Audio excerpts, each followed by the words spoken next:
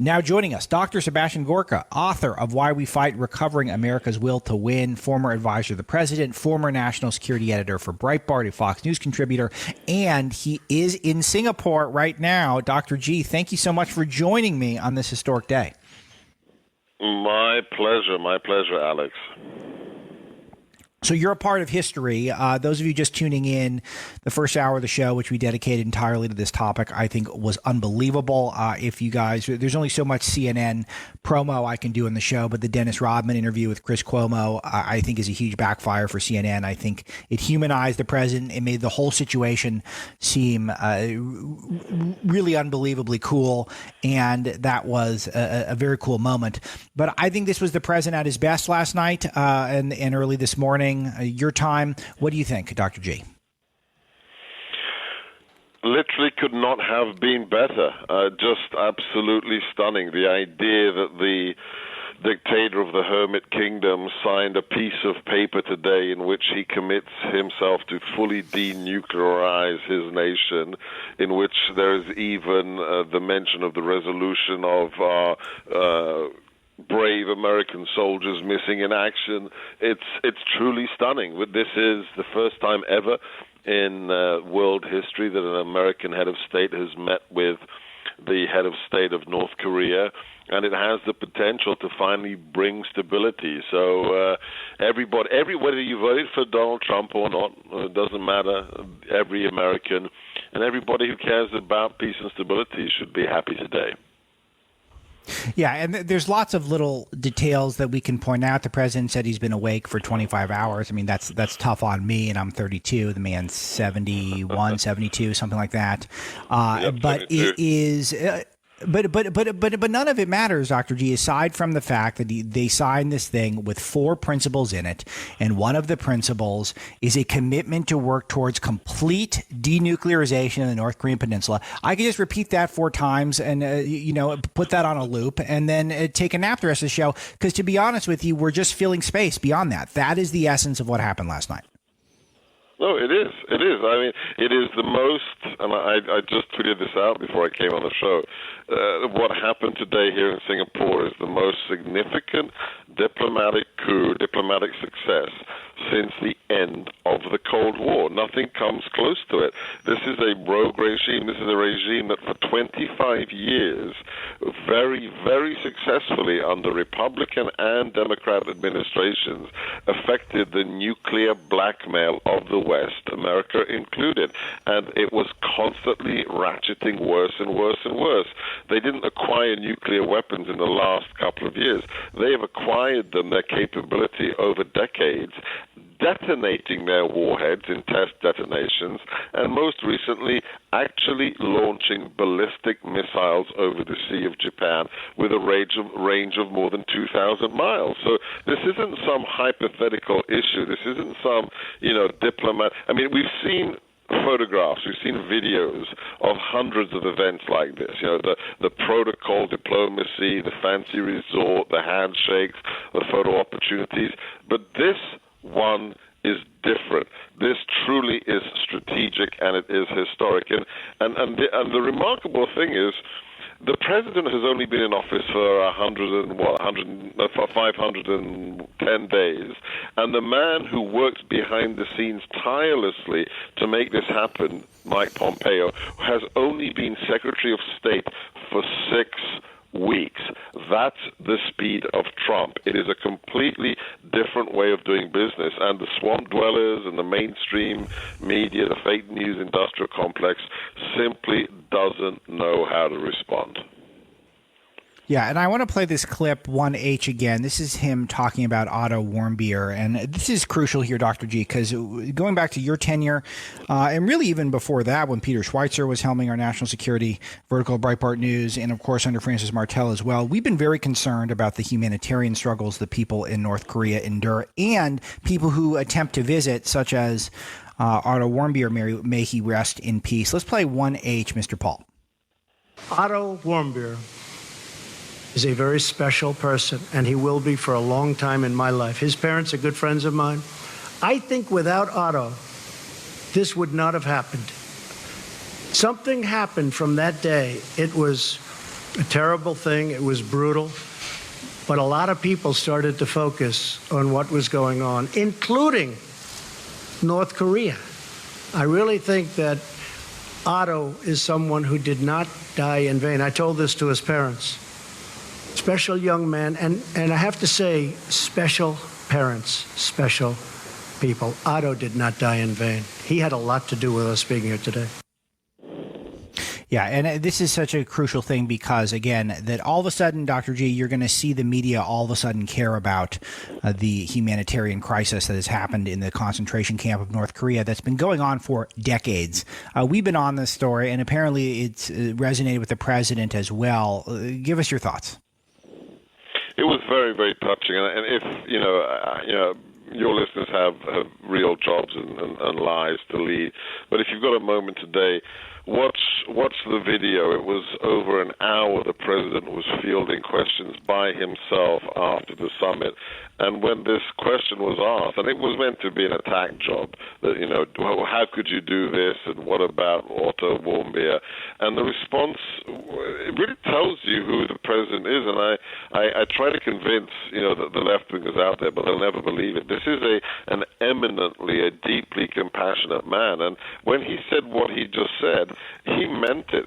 When he said that today, this strategic, historic summit could not have occurred without the sacrifice, the death of Otto Warmbier. You need to believe that. You need to take that to the bank. I am convinced of the fact that this individual's death was central to the priority that the resolution of the North Korean crisis was given by the president and his team. And we've never seen this before. We've never seen a crisis of this magnitude be resolved or brought to the level of some kind of symbolic statement and joint signing of a document. We've never seen it happen so swiftly in the history of modern diplomacy. Right. So it should send a shiver down the spine of the swamp dwellers out there who think that you'd need a year and a half, 2 years of fancy conferences in Geneva and Vienna before you have the first meeting. And I loved at the end of the press conference when somebody asked him about the technicalities of how is this going to happen and how quickly. The president stopped. He pointed, where's Mike? And he pointed at Mike Pompeo and said, well, Mike's going to get on this right away. Got it, Mike? I mean, that's the Trump approach. It's not fancy cocktail parties in Georgetown. It's you've got a mission. This is important to America. Get it done. And it will be done. Okay, but do we have any insight into how it gets done? I mean, do we have any insight into whether or not Kim, as I won't say predicted, but I said I feel like the most logical thing for him is to cash in the chips, open up. As I said, North Korea will immediately become a tourist hub. It's supposed to be incredibly beautiful there. It'll particularly a Chinese tourist destination, but people from around the world. Any sort of increased trade is just going to increase the quality of life there a millionfold when the bar is set so low. As I said, any moderate modernization is going to make Kim a legend of historic proportions. He's going to win a Nobel Peace Prize, et cetera, et cetera. I'm thinking the logic is that Kim plays ball, and then if he does play ball, then we get the denuclearization, and that's that. Is it going to be more complicated than that, though? Is this going to be a thing where we're going to get a bunch of deception and dishonesty from the government the way we got with the Iran nuclear deal, and then we're going to get a deep state covering it up? No, I think that the key issue here is you've got the former director of the CIA who was on the House Intelligence Committee in Congress as the Secretary of State. This isn't some, classical swamp dweller, career diplomat, or just a bundler for the candidate. This is a man who knows exactly what he's doing, who's been going on secret missions to Pyongyang to work this whole summit. So it will be. There's various different aspects. There's the very technical ones with regards to the nuclear capability, but it will be accomplished. It has to do with the processing of the fissile material to begin with. We have to have an incredibly intrusive inspection regime with American inspectors and snap inspections. None of this absurdity of the Iran deal where the inspectors had to tell the Iranians more than a month in advance, yes, we'd like to visit this site. No, of course, that's absurd. It'll have to be a very, very intrusive system. And the president was clear, nothing's going to happen. No concessions when it comes to sanctions will be made. There will be no easing of sanctions unless we have a tangible denuclearization actually occurring. So that's the commitment the president made, and that's what Pompeo will be working on right now as he's flying back to the U.S. Okay, and so how much can we trust Kim Jong-un? I mean, this has been the thing that people in the media are going to talk about, that we can't trust him. None of this really matters. Right. And the precedent is there. I mean, with the Iran deal, we were lied to every step of the way. Barack Obama, I want to be fair, Dr. G, is that the people who were surrogates for President Obama and the people who were his media sycophants went out after the Iran deal and said things probably quite similar to things I'm saying today, and they got burned. So why, if we're being self-critical here when we're trying to be fair, how are we to believe this brutal regime, this murderous regime, that they're going to now comply? Oh, we don't believe them. We create a system whereby if they lie, it will be immediately apparent, and then there will be massive consequences for that regime. And I think also the context has so changed under the president's leadership. Now, number one, North Korea had one friend, literally one friend. It had China.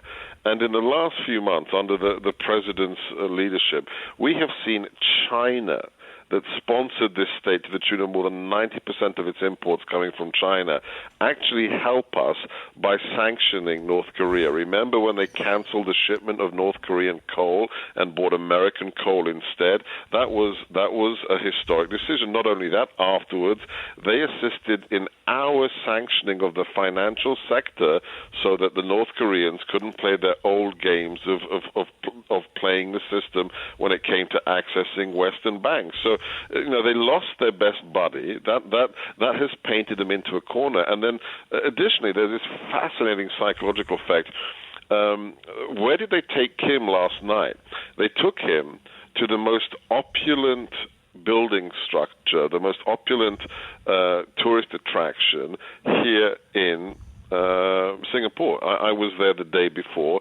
It's the Singapore Bay Sands building, 3 57-story buildings with a giant structure on the top of it that looks like an ocean liner. Whoever had this idea in the White House or in Singapore or in South Korea, they are masters of influence operations. To walk the head of the Hermit Kingdom around the opulence of Singapore's most famous building, that has a psychological effect, because what are you telling him?